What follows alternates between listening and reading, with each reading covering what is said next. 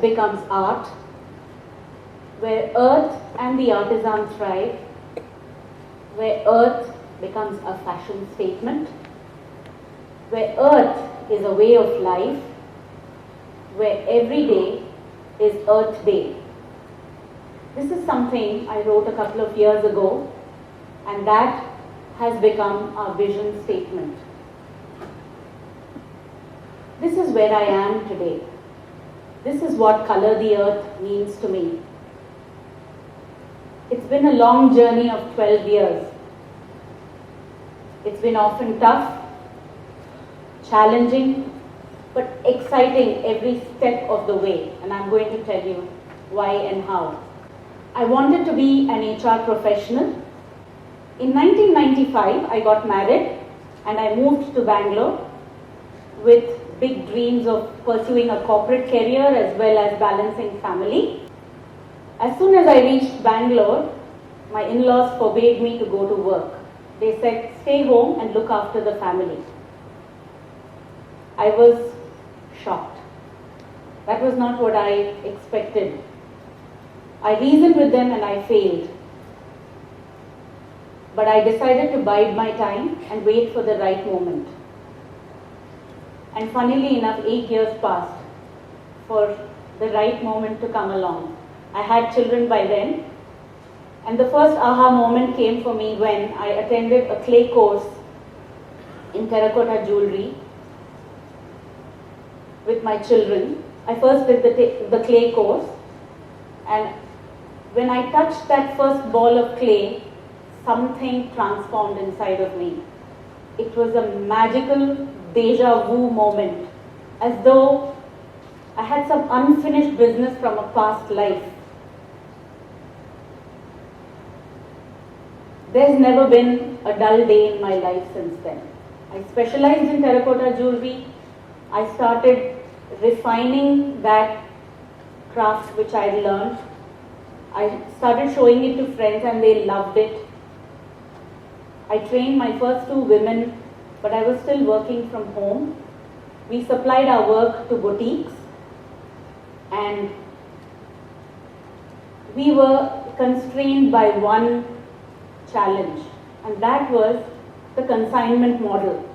The consignment model is where you supply your product to a store and then they pay you after 40 days of it being on the shelf.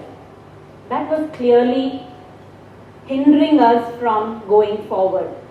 A few years passed and our popularity grew, but I was not able to come up with an idea to overcome this model. In the meanwhile, I had also started meeting small groups of other women who were also making terracotta jewellery and facing the same problem. It was time for me to decide whether I wanted to compete with them or to collaborate with them.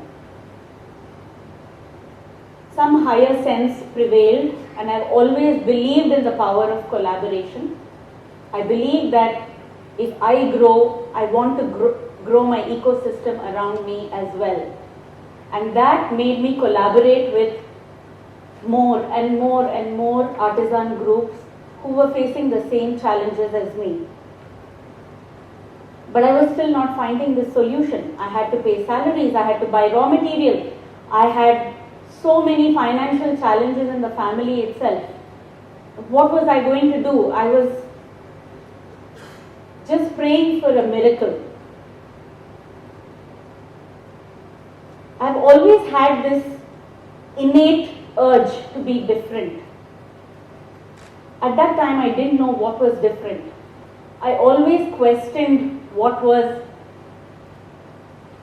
visible to others. I reasoned, I researched, I discovered, I revived, I redefined. And somewhere along the way, I reached my truth. And that was not to be different. It was to make a difference. I've always been fascinated by the prefix "re." It holds a promise which I cannot fathom. It holds the promise of a second chance. Terracotta jewellery was the oldest jewelry that humankind adorned. And somewhere along the way, metal took over and terracotta jewelry was forgotten. So it was time to revive terracotta jewelry.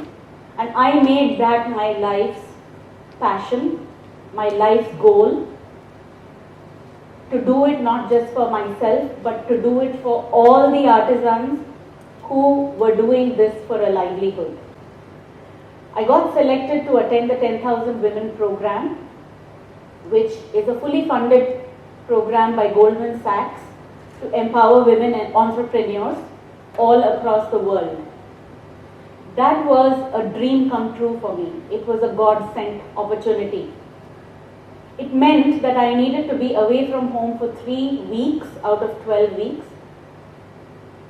And my in-laws and husband's family were totally against me going to the course. I was 35 years old and they saw no reason why I needed to go back to college. The people who stood by me at that time were my children and some very good friends. They urged me to go ahead. My children said, "Ma, you go to college. We'll take care of home." And they did. And that's how I went to study at ISB, one of the finest business schools in the country. And I came out an empowered individual. The first thing I did was I researched how handcrafted businesses had grown. And I came upon the concept of social enterprise. Social enterprise is a for-profit business, but it has at its backbone a social cause. I was already doing that. I was empowering artisans with a sustainable livelihood, but I was not placing myself in the right slot. I had been calling myself Alankriti Terracotta Jewellery up to then. I brainstormed with a few friends and came up with the name Color the Earth. There's been no looking back for us since we slotted ourselves in the right space, which is the social enterprise space. This is my mantra: to identify, to collaborate, and to empower. It was at this time that things in my marriage became particularly challenging. They were not supportive of what I was doing or wanted to do. So believe it or not, I walked out with my children to begin my life from scratch.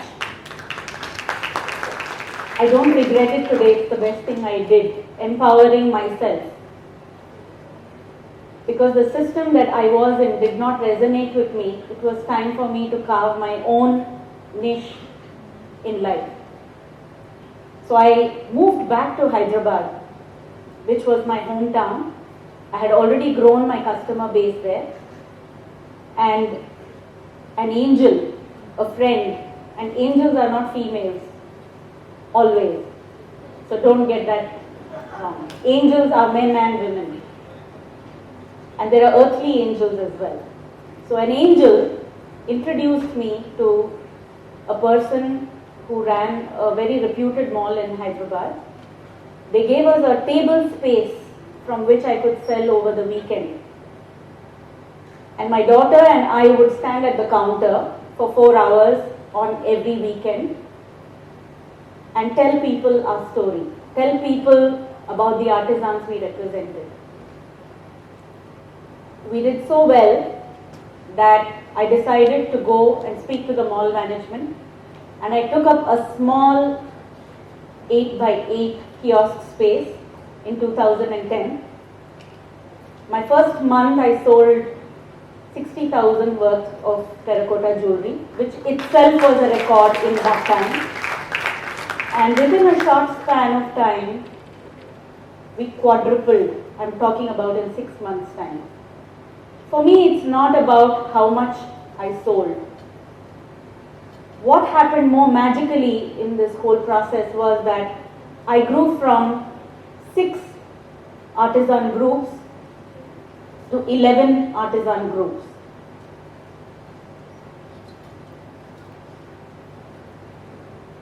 Today I work with about 200 artisans from 6 different states.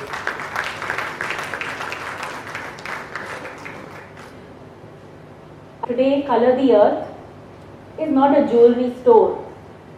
It represents a brand that handcrafts jewelry that represents a cause in turn. And all our women customers, all our men customers around the world are told our story. And they in turn go and tell our story to their friends and to their family, and that's what keeps them coming back to us. Women have now got the courage to say, I don't want to wear gold and diamonds to my own wedding. I want to wear terracotta jewelry. I have such stories. I have celebrities who not only wear our jewelry but also gift our jewelry generously to all their friends.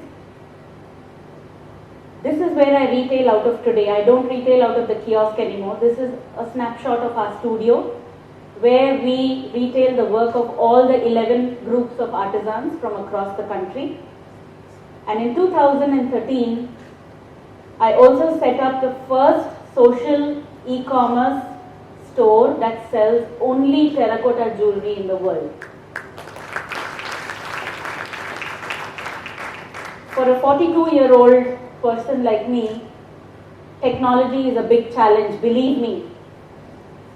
I had to overcome a lot of conditioning that I cannot understand technology, I cannot run an e-commerce store.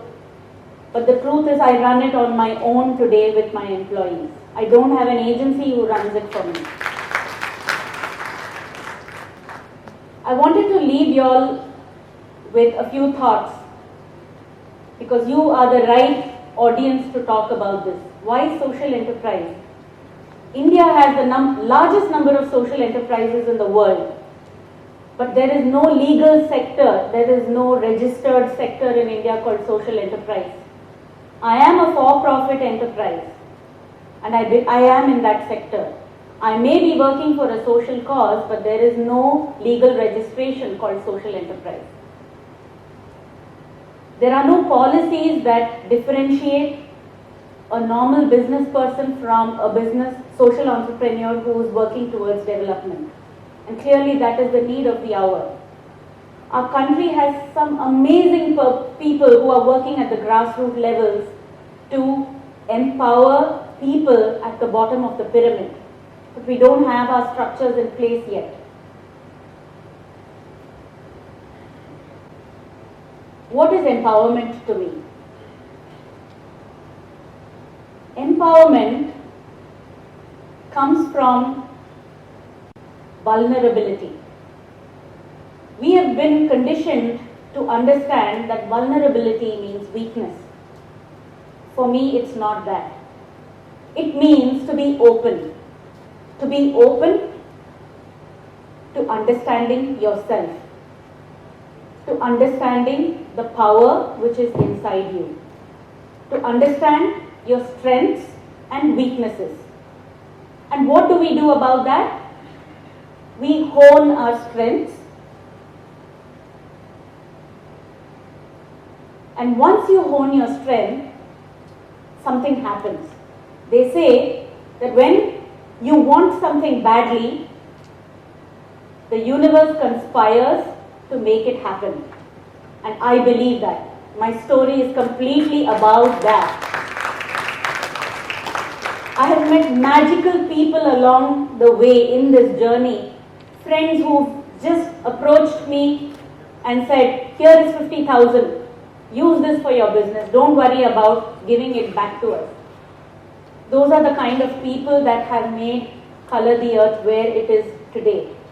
And I believe that each of us has that seed within us. Money is not the constraint.